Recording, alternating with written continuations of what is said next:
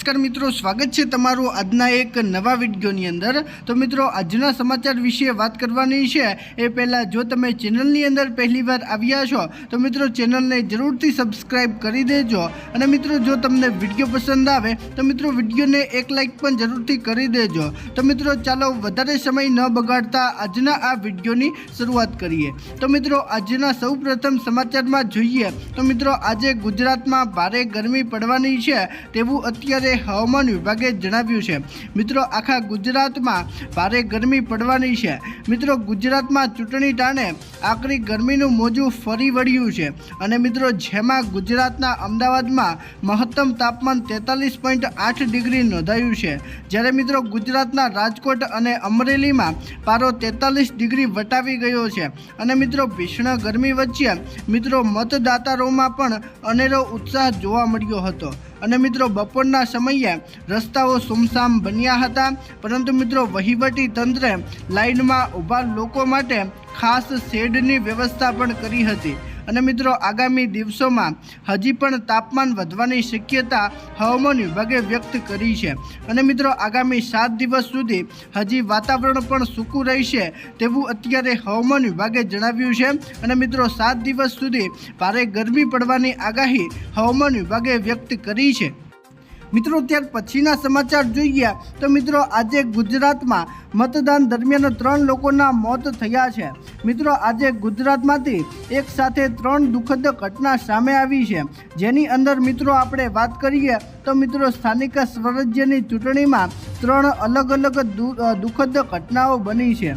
મિત્રો, પહેલી ઘટના પાટણમાં મતદાન કરી બહાર નીકળતી વખતે કમળાબેનનું તબિયત લથડતા સારવાર દરમિયાન મોત નીપજ્યું છે। અને ત્યારબાદ મિત્રો ગુજરાતના આણંદમાં સાસેજ ગામે ફરજ પરના કર્મચારી અમિતભાઈ સોલંકીનું હાર્ટ એટેકથી નિદાન થયું છે।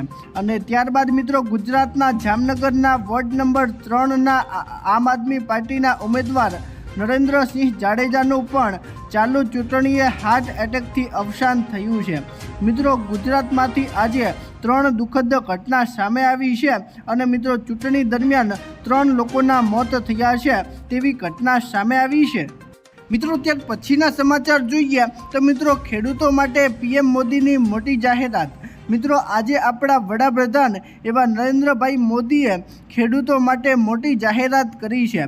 મિત્રો, આ સમાચાર દરેક ખેડૂતોએ જાણવા ખૂબ જ જરૂરી છે। અને મિત્રો સમાચારની અંદર આપણે વાત કરીએ તો મિત્રો પશ્ચિમ બંગાળમાં બીજા તબક્કાના મતદાન પૂર્વ પીએમ નરેન્દ્રભાઈ મોદીએ ખેડૂતો માટે મોટી જાહેરાત કરી છે। મિત્રો, પીએમ મોદીએ જણાવ્યું છે કે રાજ્યમાં ભાજપ સરકાર બનતા જ પીએમ કિસાન સન્માન નિધિની રકમ વાર્ષિક 6,000 રૂપિયાથી વધારીને 9,000 રૂપિયા કરવામાં આવશે। એટલે કે મિત્રો અત્યારે જે ખેડૂતોને 2,000નો હપ્તો મળી રહ્યો છે તે મિત્રો 2,000ના હપ્તાની અંદર વર્ષે ખેડૂતોને 6,000 રૂપિયા મળે છે।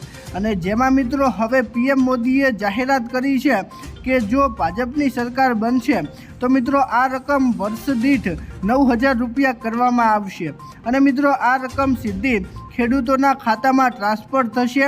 અને મિત્રો ચૂંટણી વ્યવહાર રચનાના ભાગરૂપે લેવાયેલા આ નિર્ણય દ્વારા ખેડૂતોને આકર્ષવાનો અત્યારે પ્રયાસ કરવામાં આવ્યો છે તેવું અત્યારે કોંગ્રેસ જણાવી રહી છે।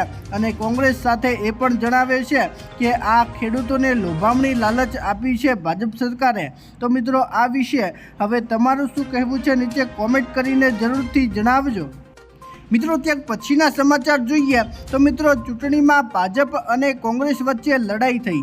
તો મિત્રો આજે ગુજરાતના રાજકોટમાં આ ઘટના બની છે અને મિત્રો જેની અંદર આપણે વાત કરીએ તો મિત્રો રાજકોટ મહાનગરપાલિકાની ચૂંટણીના મતદાન દરમિયાન વોર્ડ નંબર 12માં આવેલી સહજાનંદ હાઈસ્કૂલના મતદાન મથક પર ભાજપ અને કોંગ્રેસના કાર્યકરો વચ્ચે ઉગ્ર બોલાચાલી થઈ હતી અને મિત્રો મેદાનના આંકડા માંગવાને લઈને શરૂ થયેલી આ દલીલ જોતજોતામાં ઝઘડા રૂપમાં ફેરવાઈ ગઈ હતી અને મિત્રો મતદારોમાં પણ અફરાતફરી જોવા મળી હતી અને મિત્રો તે સાથે પોલીસ અને આગેવાનીની સમજાવટ બાદ મામલો થાળે પડ્યો હતો અને મિત્રો મતદાન પ્રક્રિયા ફરી શરૂ થઈ છે તેવું અત્યારે કહેવામાં આવ્યું છે અને મિત્રો રાજકોટમાંથી આ ઘટના બની છે કે જેમાં ભાજપ અને કોંગ્રેસના કાર્યકરો વચ્ચે લડાઈ થઈ છે। મિત્રો ત્યાર પછીના સમાચાર જોઈએ તો મિત્રો 20 વૈજ્ઞાનિકોનું મોત થયું। મિત્રો આજે બીજી દુઃખદ ઘટના સામે આવી છે અને મિત્રો જેની અંદર 20 વૈજ્ઞાનિકોનું મોત થયું છે। મિત્રો જેની અંદર વાત કરવામાં આવે તો મિત્રો વિશ્વની 2 સૌથી મોટી વૈશ્વિક સંસ્થાઓના 20 વૈજ્ઞાનિકો રહસ્યમય રીતે મૃત્યુ પામ્યા છે અથવા ગુમ થયા છે તેમ કહી શકાય। મિત્રો છેલ્લા 1 થી 2 વર્ષમાં યુએસમાં 11થી વધુ વૈજ્ઞાનિકો કાં તો મૃત્યુ પામ્યા છે અથવા ગુમ થયા છે। તેવી જ રીતે મિત્રો ચીનમાં પણ વૈજ્ઞાનિકો રહસ્યમય રીતે મૃત્યુ પામ્યા છે અને મિત્રો આ બધું વૈજ્ઞાનિકો પરમાણુ હાઇક્રોસ્પોનિક અને એઆઈ અને સ્પેસ સંશોધનમાં સામેલ હતા તેવું અત્યારે કહેવામાં આવે છે અને મિત્રો FBI અનુસાર મૃત્યુની પેટર્નથી રચાયેલા કાવતરા તરફ અત્યારે ઇશારો થઈ રહ્યો છે તેવું અત્યારે કહેવામાં આવ્યું છે। મિત્રો અલગ અલગ દેશોમાંથી 20 જેટલા વૈજ્ઞાનિકો કાં તો ગુમ થયા છે કાં તો મિત્રો વૈજ્ઞાનિકોના મોત થયા છે તેવું અત્યારે કહેવામાં આવ્યું છે। તો મિત્રો આ વિશે તમારું શું કહેવું છે નીચે કોમેન્ટ કરીને જરૂરથી જણાવજો। મિત્રો ત્યાર પછીના સમાચાર જોઈએ તો મિત્રો ખેડૂતોનું દેવું માફ થશે। તો મિત્રો આજે પણ ખેડૂતોને આશા છે કે 2026ની અંદર ખેડૂતોનું દેવું માફ થશે। તો મિત્રો અત્યારે સરકાર તરફથી કોઈ જાહેરાત કરવામાં આવી નથી અને મિત્રો આજે દેવાને લઈને એક મોટા સમાચાર સામે આવ્યા છે અને મિત્રો જે દરેક ખેડૂતે અને દરેક નાગરિકે જાણવા ખૂબ જ જરૂરી છે।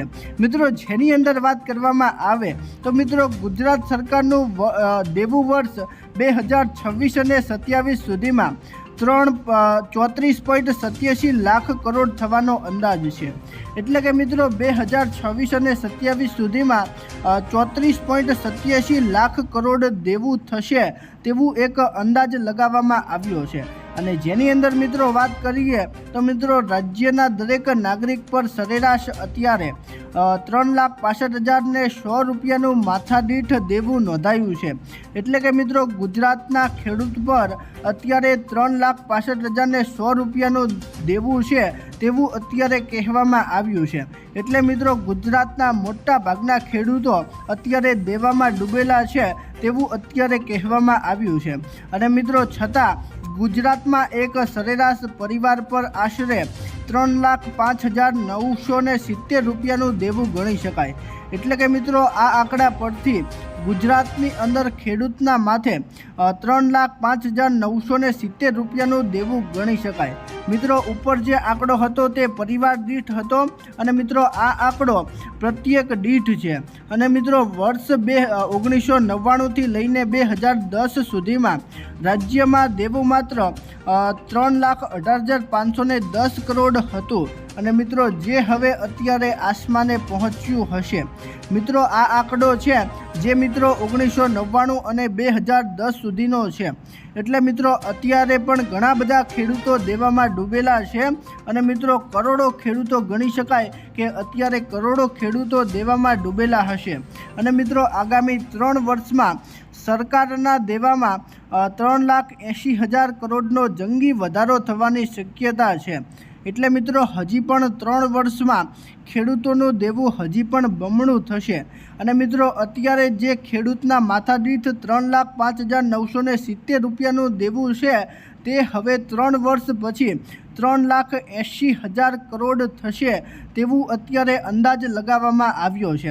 મિત્રો સરકારની કર અને બિનકર આવક વધવા છતાં મિત્રો દેવા પરની નિર્ભરતા સતત વધી રહી છે। તો મિત્રો અત્યારે કહી શકાય કે અત્યારે ઘણા બધા સરકારના કાર્યકરો છે કે જે કરોડપતિ બની રહ્યા છે અને ખેડૂત જે છે તે અત્યારે દિવસે ને દિવસે ગરીબ બની રહ્યો છે।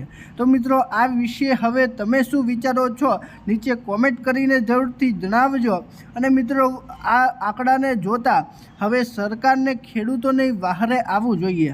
મિત્રો અત્યારે ખેડૂતો ઘણા બધા મુશ્કેલીમાં મુકાઈ ગયા છે અને મિત્રો જો સરકાર હવે ખેડૂતોને વહારે નહીં આવે તો મિત્રો ખેડૂતો પર ઘણી બધી મુશ્કેલીઓ આવી પડશે અને અંતે ખેડૂતોને આત્મહત્યા કરવાનો વારો આવશે।